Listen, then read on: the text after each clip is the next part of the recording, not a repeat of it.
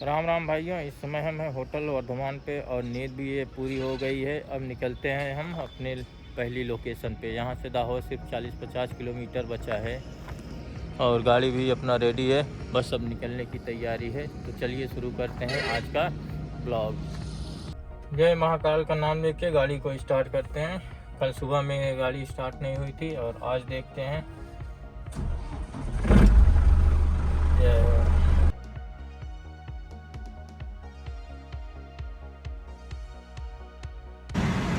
जिसका डर था वो घड़ी आ गई है। अब हम एमपी को पीछे छोड़कर गुजरात के धरती पर कदम रखने वाले हैं। ये वो जगह है कि जहां हमारे ड्राइवर भाइयों को हमेशा लूटा जाता है। अवैध वसूली की खबरें हमेशा सामने आती हैं, लेकिन इस तरफ से जाने में तो कोई नहीं है, लेकिन उस तरफ आने में भी आज भी लूट मची हुई है। देख सकते हैं किस तरह ये लोग खड़े हैं। जैसा कि आप लोगों को पता है कि हम लखनऊ से चले थे और यहाँ आज एमपी को भी पीछे छोड़कर अब गुजरात की सरहद में कदम रखने वाले हैं। भाइयों, हम एमपी को पीछे छोड़ चुके हैं और आ गए गुजरात के सरहद में।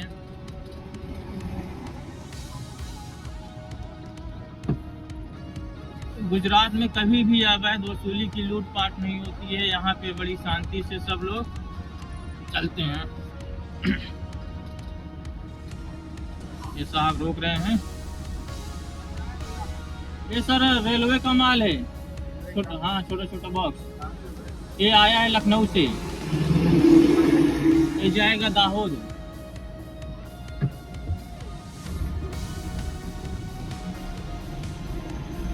तो अब हम चलते हैं, पहले चाय पीते हैं, उसके बाद फिर निकलेंगे दाहोद के लिए। चाय की होटल है तो चाय की एक चुस्की लेते हैं। सुबह सुबह वर्धमान होटल से निकलकर हम रुक गए हैं एक चाय और नाश्ते की दुकान पे। सबसे पहले चाय और नाश्ता करते हैं, फिर यहाँ से डायरेक्ट कंपनी में। यहाँ से 15 किलोमीटर दूर है, तो ज़्यादा टाइम नहीं लगने वाला है।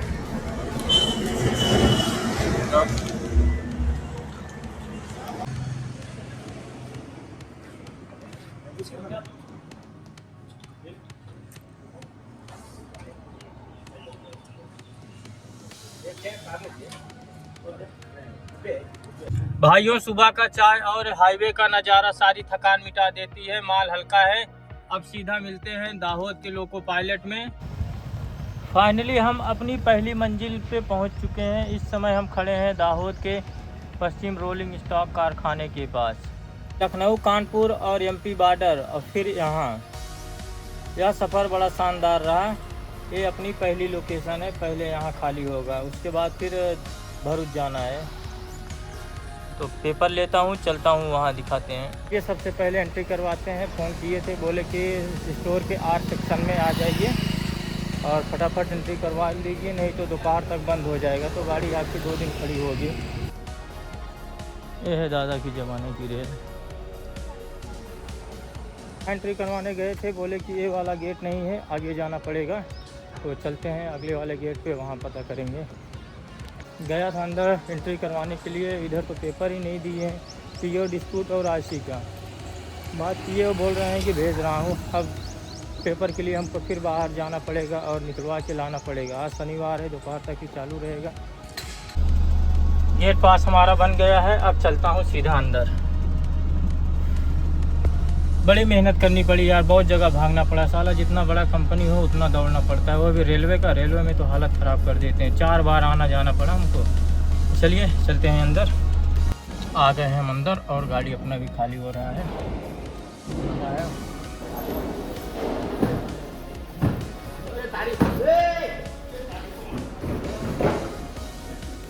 जल्दी जा।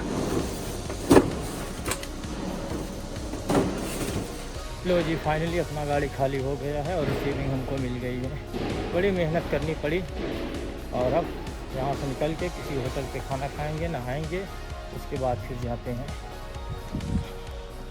ये है रिसीविंग।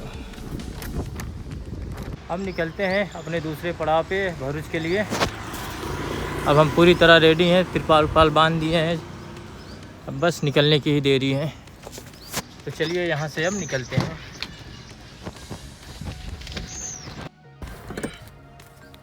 लो जी, हम पहुंच गए होटल पे, होटल चामुंडा काठियावाड़ी। अब यहीं पे खाना पीना खा के फिर यहाँ से निकलेंगे, क्योंकि भूख बहुत ज़ोरों से लगी है, मेहनत बहुत करना पड़ा हमको।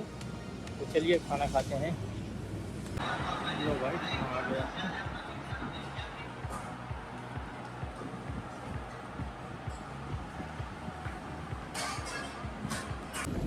खाना पीना तो अपना हो गया है। रास्ते में हमारे दिनेश भाई इंतज़ार कर रहे हैं। अब सीधा उन्हीं के पास चलता हूँ, सरदार जी के होटल पे वो खड़े हैं।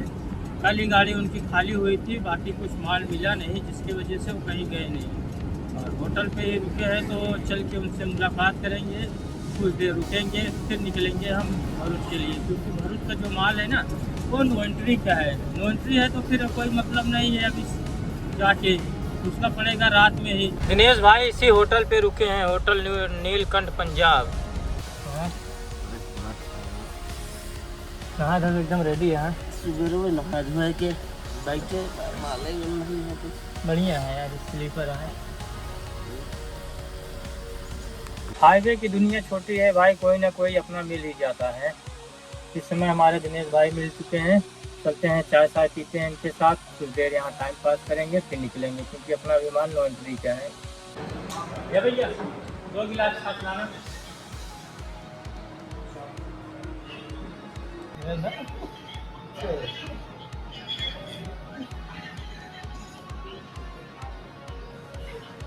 दिनेश भाई, अच्छा ये ब्रिज तो कोनो ना बनता है? अरे भरूच का भी नया ब्रिज का काम नहीं चालू है? कर्जन जाम हो, 6 लाइन रोड बना है ना, अब सही है। भरूच में है, कर्जन में है। जाम वाला सिस्टम ना है कि जाम लागत हो। नहा वाले नहा जो तुम रेडी, चले हम भी नहा लें यार।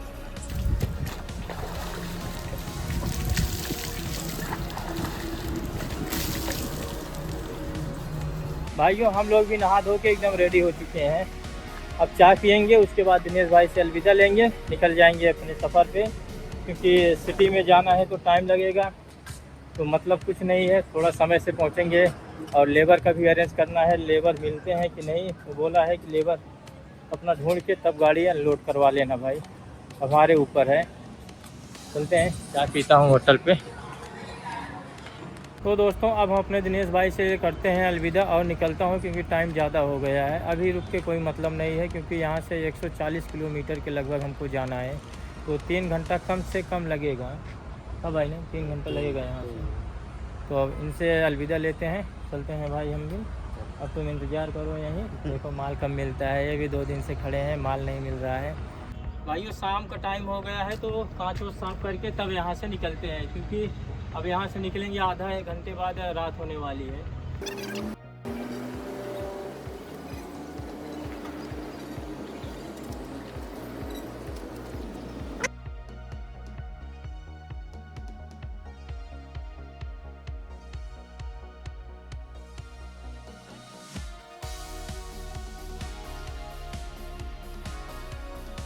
जी मिल गए हैं, क्या बात है, उम्मीद नहीं थी यार तुम्हारी।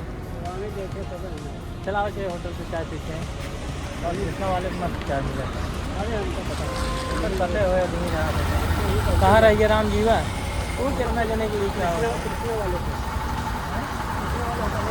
और भाई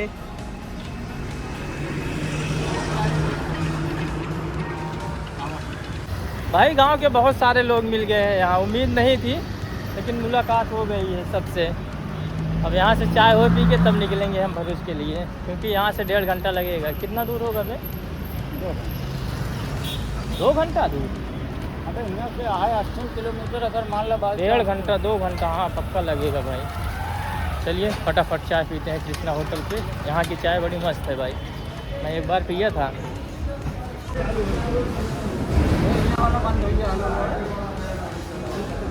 हलोल है, चालू मंदिर सर चालू कर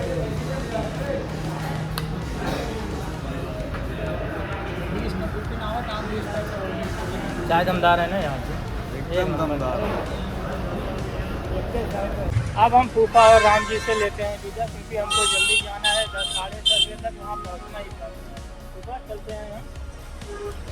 काम जी तू जाई उड़िए ले ले चला जा चला तो सब साथे चल रहा है टेंशन क्या है।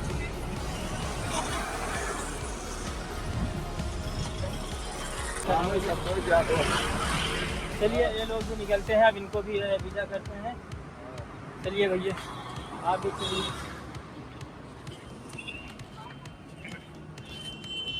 फाइनली हम भरूच पहुंच चुके हैं। ये भरूच वाली पार्टी का घर है, वो जो लास्ट लाइट जल रही है वहीं पे है उसका घर।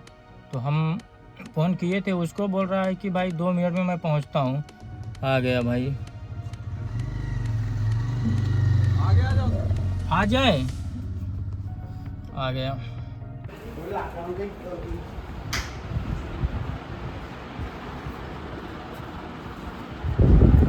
इनका यहाँ पे माल खाली हो रहा है। आ गए इनके घर पे और 2 आदमी मिले बड़े मशक्क़त के बाद, और तब जाके गाड़ी खाली हुआ, नहीं तो उम्मीद नहीं थी। वो सुबह को बोल रहा था भाई 16, 17, 18, 19, 20। एक बाइक लेके आपका सारा आइटम उतर गया। चलो भाई हम भी फुर्सत मिला, हमको भी फुर्सत मिल गया, नहीं तो सुबह से शाम हो जाती।